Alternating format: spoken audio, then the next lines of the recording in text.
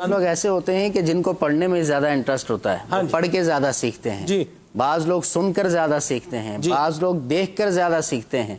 तो हम इन तमाम ज़राए को अपनाएं और जहाँ पर हमारी दिलचस्पी ज़्यादा हो उस तरीके से भी इल्म दीन को आज हासिल किया जा सकता है, कोई मुश्किल नहीं है। आप अगर देखकर सीखना चाहते हैं तो आप दावत इस्लामी के साथ वाबस्ता हो जाएं, यूट्यूब पर चले जाएं, पूरा फ़र्ज़ उलूम कोर्स यूट्यूब पर मौजूद है जी। उसके अंदर अकायद और दीगर सब चीज़ें मौजूद हैं उसके अंदर। इसी तरह किड्स मदनी चैनल है, उर्दू मदनी चैनल है, इंग्लिश मदनी चैनल है, बंगला भी मौजूद है। सारे ज़राए सारे के सारे हैं। तो ज़रूरत इस बात की है कि हम थोड़ी सी तवज्जो दें, और तवज्जो जब देंगे, जिस चीज़ की तरफ हमने ज़िंदगी में तवज्जो दी है वो काम हो गया है। हमारी ज़िंदगी में शायद चंद एक काम ऐसे होंगे कि हमने तवज्जो दी और फिर भी वो ना हुआ।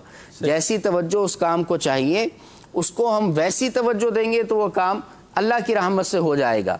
और सीखने की अहमियत आप इस तरह देखें, मुझे याद आ रहा है सलमान भाई कि जब हमने 12 माह के मदनी काफ़िले में सफ़र किया था तो अंदरून सिंध हमारा मदनी काफ़िले में सफ़र हुआ था जी। तो ज़ोहर के बाद अहकाम नमाज के अहकाम का हल्का लगता था फ़र्ज़ुलूम वगैरह के हवाले से। तो वहाँ पर हम बयान कर रहे थे वुज़ू के फ़राइज़। सही। उसमें से एक फ़र्ज़ ये भी है कि कोहनियों समेत दोनों हाथ धोना। ठीक है। अब ये हम सीख रहे थे वुज़ू के फ़राइज़, और हुआ ये कि एक बुज़ुर्ग भी वहाँ पर मौजूद थे, और जब ये वुज़ू के फ़राइज़ बताए गए तो हमने ये भी बताया कि कोहनियों समेत दोनों हाथ धोना भी फ़र्ज़ है। तो वो कहने लगे कि ये तो मुझे नई बात पता चली है, इससे पहले तो मुझे मालूम नहीं था। कभी धो लेता था कोहनियाँ, कभी नहीं धोता था। मैं तो सिर्फ हाथ और ये कलाई से थोड़ा ऊपर तक जो है ना वो हाथ धोकर नमाज़ पढ़ लिया करता था। ये है इल्म दीन की अहमियत।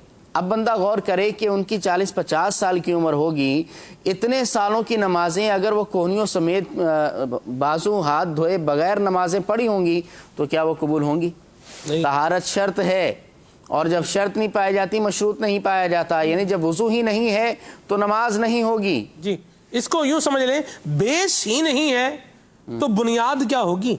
इमारत क्या होगी? इमारत क्या होगी? बेस नहीं है तो इमारत क्या होगी? कुछ भी नहीं होगा।